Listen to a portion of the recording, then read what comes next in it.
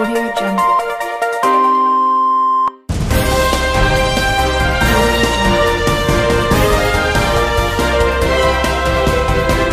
Before the debate with Dr. Jaime and Lord Kane, we're going to talk with economist Hea, a professor of Harvard University. He's going to explain us what is the social money and how it operates. Social money was created in 2007 as a short-term response to the economic crisis that Europe suffered from, with the population suffering from a large increase in poverty and a lack of basic resources. It's based on a social market that uses a circuit of complementary money, very similar to that of the fidelization programs that companies use. The social market is based upon money that does not produce interest, and thus no reasons for individuals to accumulate it. In this way, it results in eliminating the possibility to speculate with the currency and allow for a high rotation of it in the internal market. The currency is created in a decentralized, democratic and community basis, and thus empowering local economies. The currency has no explicit physical form, such as bills or coins, and has an equilibrium relations with the euro or the local currency, 1 to 1. Good evening, everyone. Welcome to the Social Money Debate 2017 with Lord Kane and Dr. Jaime. Good evening, Maria. Good evening, Maria. It's a pleasure to be here with you. Don't even bother, Frederick. Okay, so we're gonna start the debate. The first question: how does the increase in money supply affect the economy in the short run? And is it positive, the increase in the money supply? I'll start.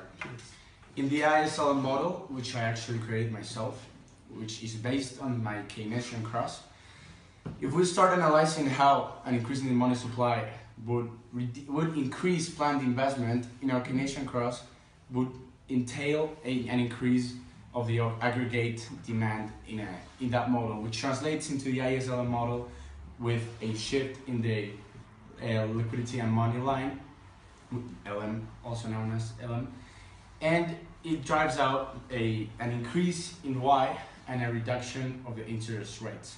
So it will be actually quite positive for the economy because it would increase aggregate consumption as well as investment, and it would entail through an increase in aggregate demand. Well, I'm really proud. I think that you really did a good job. I mean, I can see that you work hard with all your crosses, all your models.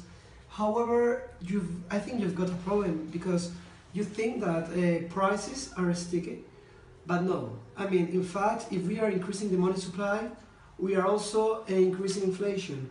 And by increasing inflation, so people have more money, they can spend more, and also the prices will go up with inflation. So in fact, we are not increasing their purchase power. Yes, they've got more money, but they have no more purchase power. So I don't think it's a good measure to increase this money supply, because it will just make to be in the same category, to have the same purchase power, but just with more money.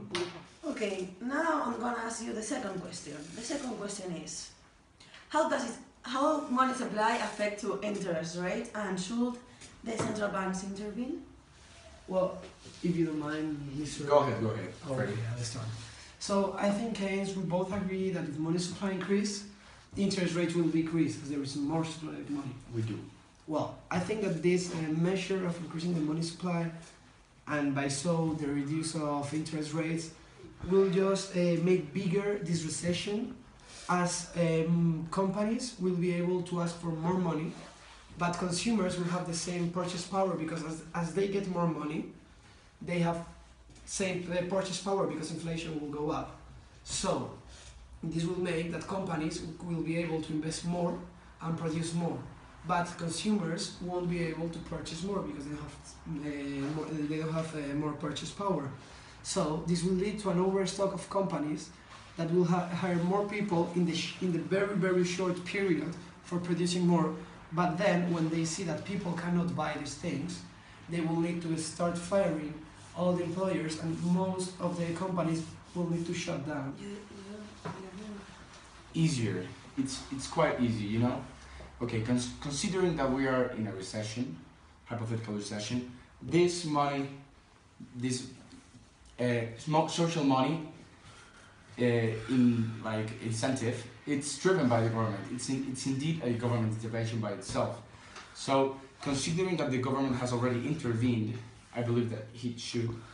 The interest rates would be lowered down, as you already said, and it would drive up investment, but it does not account for inflation in the short run. This inflation will be not translated until a longer run and a longer scale in which we are all dead.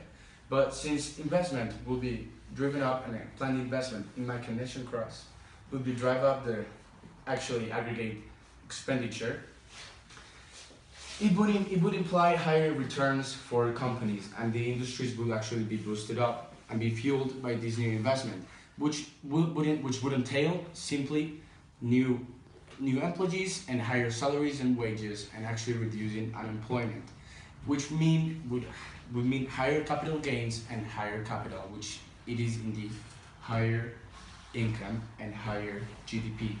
That's why it would definitely increase. So it's actually quite beneficial, and this government intervention should be done. Third and last question. Which are the effects of social money in the long run?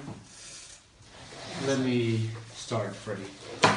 Okay, in order to answer this question, in the long run, we're all dead. There's not a thought in the long run. The only way that we get into recessions is because we are always stuck in thinking in the long run. We have to act and then react to the economy in the short run, always thinking straightforwardly in the short run. As I said before, I do not support social money in the short run, and I further do not support it in the long run. What I call the real interest rate is what it should be according to the demand and supply curve. That is not always adjusted to the interest rates offered by banks. For instance, imagine with this policy of social money, with this theory, the supply of money will increase, and then the interest rates will decrease of the banks.